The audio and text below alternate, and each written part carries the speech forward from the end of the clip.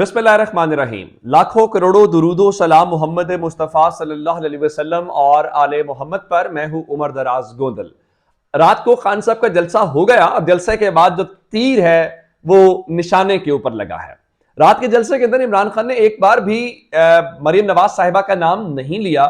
और जब मेरी खान साहब से मुलाकात जमान पार्क के अंदर हुई तो हमने वहां पे बहुत सारे सवाल किए। तो खान साहब ने कहा था कि अगर मरियम नवाज की तकरीर से लफ्ज इमरान खान निकाल दिया जाए तो उनकी तकरीर में पीछे क्या बचता है। तो आप यकीन माने कि आज बिल्कुल वही हुआ है। जलसे के बाद जाहिर है रात बयानियां नहीं बना, सारी रात ट्विटर के ऊपर लगे रहे, जिम्मेदारियां दी हुई थी। मीनारे पाकिस्तान के करीब जो है वो इंटरनेट बंद करवाया गया ताकि लोगों को ताजा तरीन सूरत हाल का पता ना चल सके। उसके बाद सुबह सवेरे आज मरियम औरंगजेब को मैदान के अंदर उतारा गया और बात फिर भी नहीं बनी। तो मरियम नवाज खुद मैदान के अंदर आई हैं और वो सारी बातें जो उन्होंने की हैं मैं वो आपके सामने रखना चाहता हूं। सबसे पहले मैं आपको लतीफा सुनाना चाहता हूं।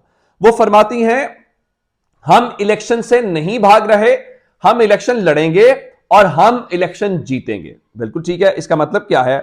इसका मतलब यह है कि इलेक्शन नून लीग से भाग रहा है। अब मैं इस चीज को सारी को यहां पे रोकता हूं और अब मरियम नवाज ने जो ब्लंडर किया वो आपको बताना चाहता हूं।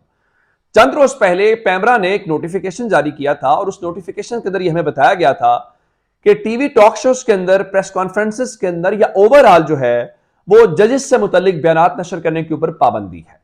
बिल्कुल ठीक है। अब इस खबर को यहां पे रोकते हैं और दूसरे नंबर के ऊपर अगली खबर सुन लीजिए कि सुप्रीम कोर्ट के अंदर तौहीन अदालत की जो दरखास्त है वो दायर हो चुकी है, वो समाअत के लिए मंजूर हो गई है, उसको मुकदमा नंबर लग गया। अब उससे पहले जो हमेशा इमरान खान कहते हैं कि मरियम बीबी हमेशा तहरीक इंसाफ की जानिब से खेलती हैं, आज मरियम बीबी ने वही काम किया है और एक बड़ा ब्लंडर किया है। उन्होंने सारे का सारा जो खिताब है, जो सारे की सारी गुफ्तगू है, वो आज सुप्रीम कोर्ट, जजेस और लाहौर हाई कोर्ट से मुतल्लिक गुफ्तगू की है। अब उन्होंने ये फरमाया, पहली बात यह है कि हम सिलेक्ट नहीं इलेक्ट होके आते हैं। ये बात दुरुस्त है। अल्लाह ताला गरीक रहमत करे जनरल जिलानी साहब को। मुझे नहीं मालूम कि वो जिंदा हैं या इस दुनिया से चले गए हैं। तो जनरल जिलानी जो हैं वो ना होते तो हमें कैसे पता चला मुल्क में सिलेक्शन कैसे होती है। चलिए उसको छोड़ देते हैं। अब मरियम नवाज साहब फरमा रही हैं कि मौजूदा बहरान सुप्रीम कोर्ट की तरफ से आइन को रीराइट करने से हुआ। उनका फरमाना यह है कि जो जमीर फरोशी की मंडियां लगी और सुप्रीम कोर्ट ने उसको रोकने की कोशिश की तो यह बड़ा गलत हुआ। इस मुल्क के अंदर जमीर बिकने चाहिए थे, इस मुल्क के अंदर जमहूरियत जो है वो पैसों के ऊपर चलनी चाहिए थी और इसलिए सुप्रीम कोर्ट उसकी वाजे उस तरफ आ रही है। फिर वो फरमा रही हैं कि देखें जी, इमरान खान की सहूलतकारी की गई। फिर वो फरमाती हैं कि ये जो अब मामला इलेक्शन वाला है, चूंकि उन्होंने कहा जी इलेक्शन इसलिए आगे चला गया है कि वो आइन को रीराइट करने का जो बहरान था, ये आपने इलेक्शन आगे किया है या ये इलेक्शन इलेक्शन कमीशन ने आगे किया, यहां तक आप खुद फैसला कर लीजिए। अब वो क्या फरमाती हैं?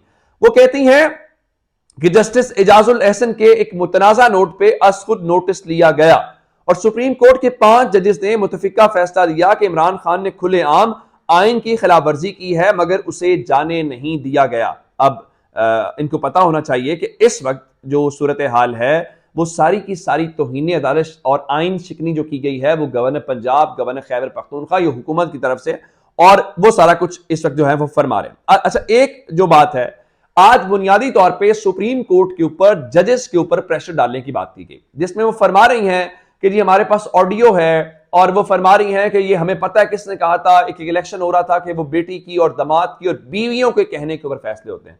अल्लाह ताला गरीक रहमत करे। थोड़ा अर्सा पहले ही हमने देखा कि जस्टिस कुयूम साहब जो है उनका इंतकाल हुआ। शायद उस फैसले उस जैसे मुल्क में चाहिए।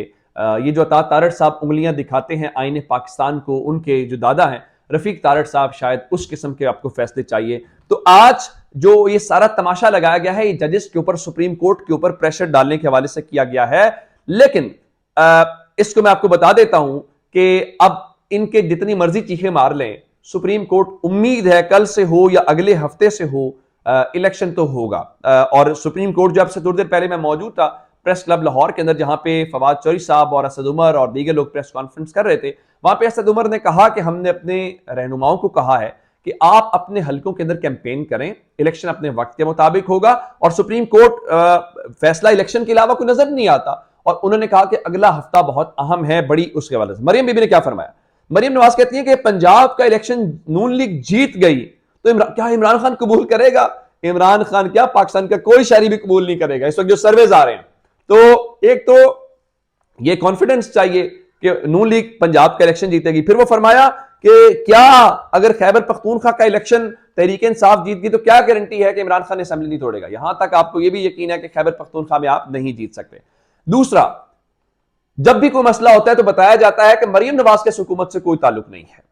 बिल्कुल ठीक है, लेकिन आज मरियम साहिबा ने जो तकरीर की है वहां पे जाती उमरा में बैठ के, वो पीटीवी पे नशर हुई है, सरकारी वसाइल इस्तेमाल हुए हैं। सवाल यह पैदा होता है कि अगर ये हुकूमत आपकी नहीं है, आपका हुकूमत से कोई ताल्लुक नहीं है, तो फिर ये सरकारी वसाइल और सरकारी मशीनरी क्यों इस्तेमाल की जा रही है? अब आते हैं दूसरी तरफ तहरीक इंसाफ वालों की तरफ।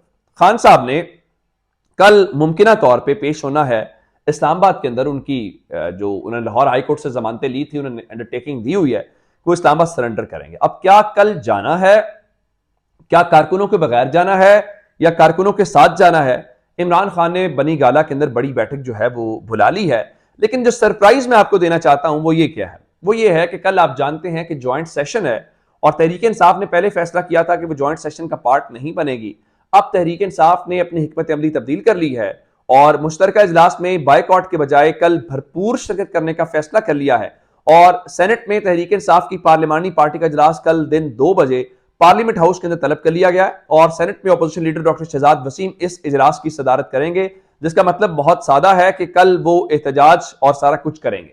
अब आप जानते हैं कि अजहर मिशवानी की गिरफ्तारी या गुमशुदगी, आज लाहौर के अंदर इसके ऊपर एहतजाज हुआ।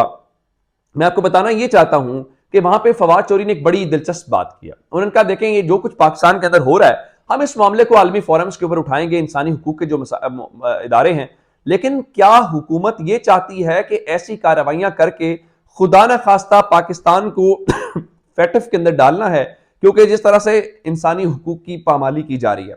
उन्होंने एक बात की कि लाहौर को कंटेनर्स लगा के बंद किया गया और बाकी उन्होंने कहा ये जो जबरी गुमशुदगियां की जा रही हैं इसका जवाब देना पड़ेगा। उन्होंने सीसीपी लाहौर की बात की, वजीर आला पंजाब की बात की, आईजी। फिर उन्होंने लाहौर वालों का शुक्रिया अदा किया कि कल तमाम तर रुकावटों को तोड़ के जिस तरह लोग पहुंचे हैं वो वाकईतन एक अहम चीज है। मैं आपको एक और बात बताना चाहता हूं, उन्होंने इस प्रेस कॉन्फ्रेंस के मौके के ऊपर एक और बात भी की कि देखें इस वक्त ना मुल्क में सुप्रीम कोर्ट नजर आ रही है और ना आइन है। पाकिस्तान एक आइन जो सरजमीन बे आइन बन चुका है और अगर लाहौर शहर के अंदर ये सारा कुछ हो रहा है तो बाकी शहरों के अंदर क्या सूरत हाल होगी। लेकिन तहरीक इंसाफ इलेक्शन की तैयारी करती है नजर आ रही है। मैं आपको खबर एक और देना चाहता हूं कि पाकिस्तान तहरीक इंसाफ ने इलेक्शंस के हवाले से अपनी इंतखाबी तैयारियां तेज कर दी हैं और इलेक्शन सेल भी कायम कर दिया है, जिसको हुमायूं अख्तर खान को उसका फोकल पर्सन बनाया गया है। उसमें एजाज चौधरी हैं, बाकी सारे लोग जो है उसमें शामिल किए गए। अब चूंकि तहरीक इंसाफ वालों के लिए तो गिरफ्तारियां हैं, मैं अजहर मिशवानी के भाई से बात कर रहा था, उनका थाना ग्रीन टाउन में हमने FIR दी उनके अगवा होने की, तो SHO ने कहा बाकी बातें सारी ठीक हैं, आप इसमें से तहरीक इंसाफ निकाल दें तो हम FIR कर लेंगे। आप अंदाजा इस बात से कर लें कि तहरीक इंसाफ के साथ ये सलूक है। और शर्जील इनाम मेमन सिंध से हैं, डॉक्टर आसिम आप जानते हैं, हमने एक वक्त में सुना था जी इतने पैसे निकल आए, इतना कुछ उनके, वो सारा कुछ निकल आया। उन सब के बीच में उनको इजाजत मिलने के बाद ये मौजूद शख्सियात जो हैं वो पाकिस्तान से बैरून मुल्क रवाना हो गई हैं। चूंकि पाकिस्तान के अंदर बताया जाता है जी इंसाफ का तराजू बराबर नहीं है, इमरान खान सहूलतकारी उनकी हो रही है और उनके भाई ये केसेस आपके खत्म हुए हैं, ये सारा कुछ ये क्या है? कौम यही तो चाहती है और आप ये समझ नहीं पा रहे और आप टीवी के ऊपर बैठ के बंद कमरों में बैठ के फैसले करना चाहते हैं। अपना बहुत सारा ख्याल रखिएगा। खुदा हाफिज।